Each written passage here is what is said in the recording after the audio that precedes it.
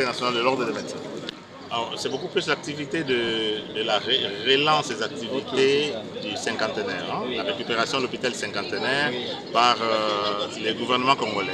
Eh bien, je voudrais vous dire, au nom du Conseil national de l'ordre du santé, c'est un grand événement. Vous savez, en 2014, lorsque cet hôpital a été réhabilité puis mis en service, toute la population s'attendait à ce que l'hôpital soit pleinement utilisé, exploité par les Congolais parce que c'est notre hôpital. Mais les autorités d'alors avaient fait le choix d'utiliser une exploitation par des ressources étrangères. Nous avons tous vu comment les choses ont évolué. Et c'est comme on dit toujours, le temps est le meilleur allié. Et on s'est rendu compte que finalement, ce n'était peut-être pas une bonne décision, pour ne pas dire ce n'était pas une bonne décision. Parce que finalement, l'hôpital est tombé, on pourrait dire pour certains aspects, pratiquement en ruine. Aujourd'hui, c'est une renaissance. Et c'est un moment donc très important pour nous, les praticiens, parce que nous sommes des prestataires de soins.